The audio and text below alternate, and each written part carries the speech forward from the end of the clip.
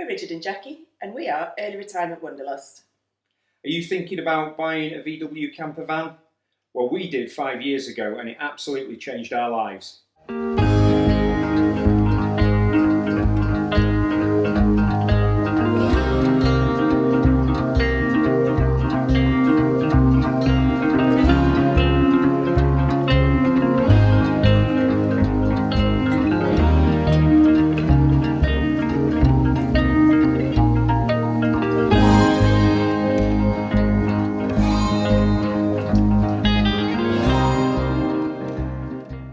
Last week we did a YouTube video about campervan life versus travelling using hotels, and quite a few people sent lovely messages, and we've had a lot of people asking about our travels in our campervan. So we're planning on breaking this series of videos down into 3 separate videos.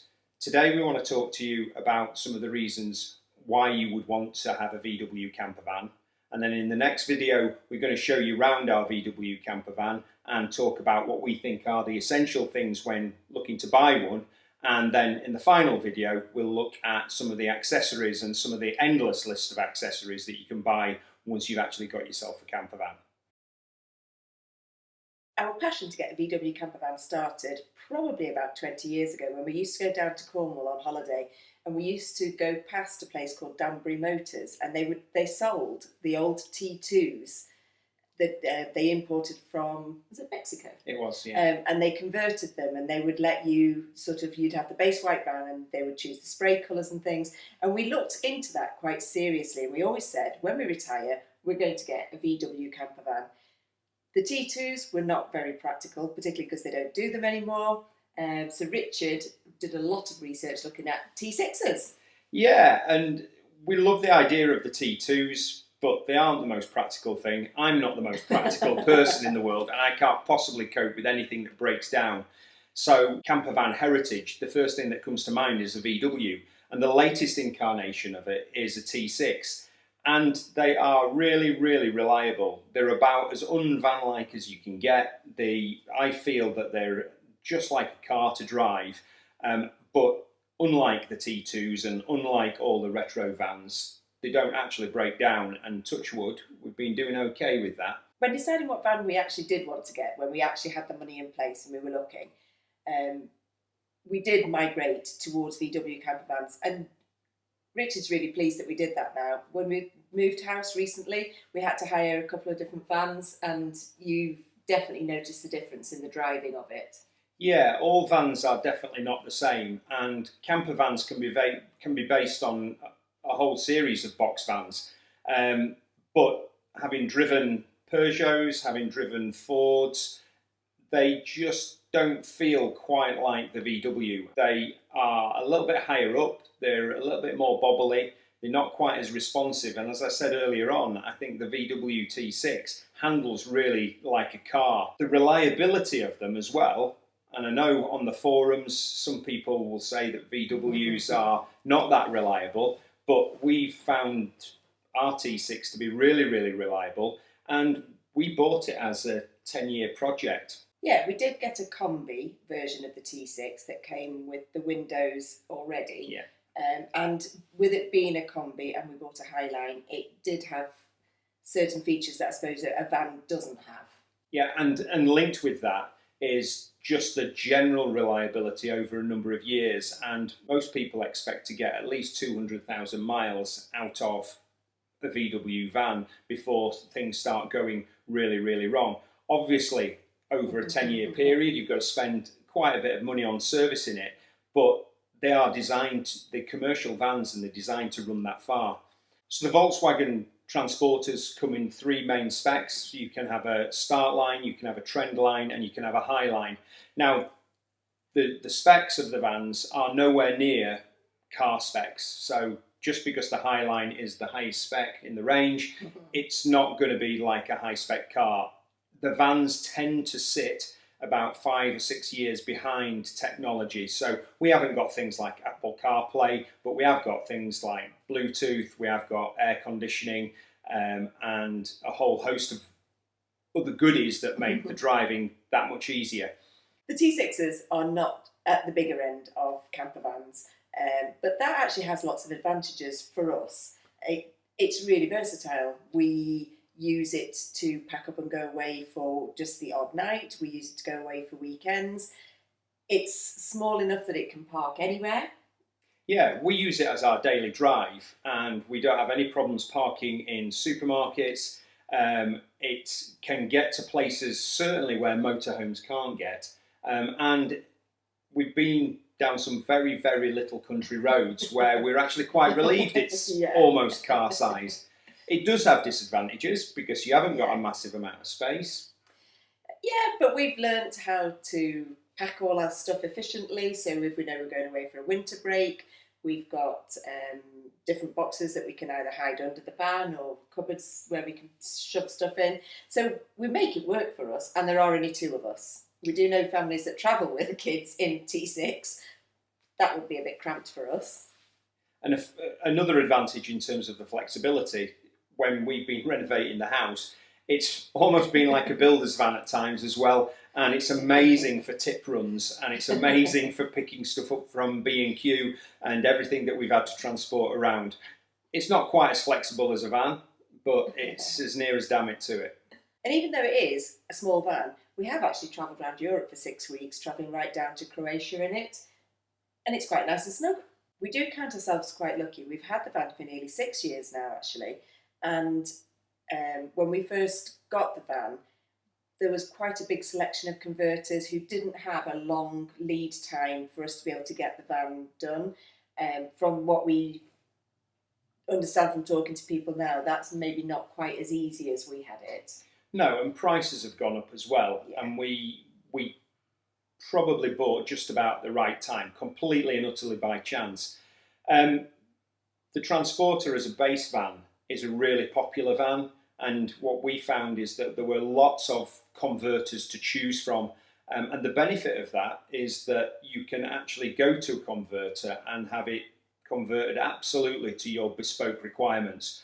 We did find that you probably have to have a particular mindset to enjoy travelling in a camper van. We see it as luxury camping. We always used to love going camping down in Cornwall with the kids, and we love getting away in the van. It's not luxurious in any way.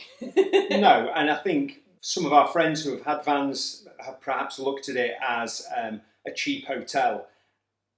And I think that's probably the wrong way of looking at it, because it's a camper van. It's never going to be as luxurious as a hotel, no matter how well you do your conversion or no matter how much money you put into your van. But it's so much more luxurious than sitting in a wet tent with water flooding underneath the tent. We hadn't quite considered this next benefit of having a VW campervan, but that is to do with the absolute nutters that are within the VW community. Yeah, Richard loves doing almost like a count if we're driving back from the lakes or through the Dales, seeing how many people he can get to wave to. He waves really enthusiastically, and I'd say about 50% of the people wave back. Sometimes he does get some very strange looks. It's lovely. Yeah. It's great because it can go from like a little finger tick to the frantic wave that I give, and occasionally I do get a frantic and excited wave back, which is all good. Now I'm going to go a little bit nerdy, even though I don't know a massive amount about engines, but I want to talk about miles per gallon, and that's one of the big concerns, particularly with the cost of petrol at the moment, or the cost of diesel at the moment, is how much it costs to run. The T6 is a small van compared to a big motorhome, and quite a lot of the time people want to sort of compare the two, and it's not really that fair. VW say that out of a Transporter you should be able to get 45 miles to the gallon. I find that very hard to believe. Independent tests online have shown, and we tend to find that we get in around about 35, 37 miles to the gallon, which is pretty good because we're carrying our home on our back.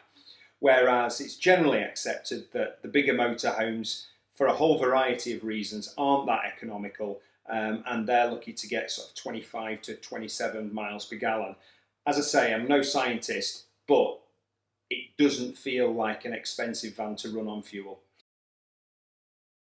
Once you've made the decision to actually buy a camper van, it's then quite a tricky process in terms of actually buying one, because there are so many things to consider, and we want to go through those with you now. Cost-wise, we decided that we weren't going to go for a new van. We were looking for a van that was maybe going to be 18 months old, anything up to about 30,000 miles on the clock. We were really actually looking for a white transit van at one point. What we actually ended up doing was buying direct from the dealer, but buying an ex-demonstrator. So it was, as we said, a van that had all the spec that we could ever want, and it only had about 10,000 on the clock. The bit that sold it for me actually was when we turned up. It was a combi, and I was like, we don't have to put the windows in that. And it had 2 captain seats. And then actually test driving a van that had the 2 captain seats rather than a bench seat. Another decision that we did have to make, although it wasn't a big decision for us because of cost, was do we go for the VW produced California, which is a ready converted camper that you can just pick up and drive away, or do we get one converted ourselves? As I said, for us, cost was the big issue there. The Californias are lovely vans, Yeah. but they are fearsomely expensive and way out of our price range. So we only had an option. And as we mentioned earlier, we quite like the conversion route because we got the sort of van with the little bits that we really, really wanted. Once we'd made the decision not to go down the California route, we did decide that we wanted to convert a van ourselves. There's lots of pre-converted vans out there on the market. We did look at a few, but we wanted the flexibility to just have everything that we wanted in the van. I would have loved to have said, I've got the skills for us to convert a van. He has no skills. I have no skills at all, but we did find a man that has. And Nick at Autobahn Campers did an amazing job on our van and just did it pretty much to exactly how we wanted it. One of the things you have to consider if you are buying a ready converted van that's already been produced by a conversion company is the quality of the work. And there, all across the internet, there are horror tales of vans that have been converted really cheaply or really dangerously, and that's something that we didn't really want. So we wanted to make sure that what we wanted in the van was in the van, and it was done by a reputable company. Yeah, I think for me it was little things like the electrics. If you'd had someone doing the home electrics themselves that maybe didn't understand them, I wouldn't have felt safe.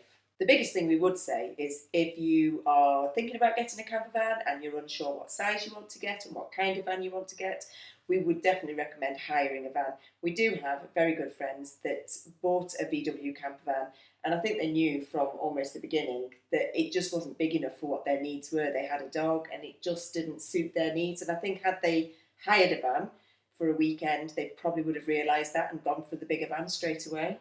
So all of that good advice, we didn't actually do any of it. We'd never been away in a van. We were completely naive to it. We paid for our van to be converted, and the first time we stayed in a van was in our van in the Yorkshire Dales. I think it was in a February time, wasn't it? It was, yeah, February half term. So please take our advice. It's a big investment, and if we were to do it again, we would have definitely tried it out. Hopefully we've given you some food for thought. We have loved having our VW Campervan. We've never regretted it. And it's probably one of the reasons why we've made a whole host of decisions recently as to how we've changed our life.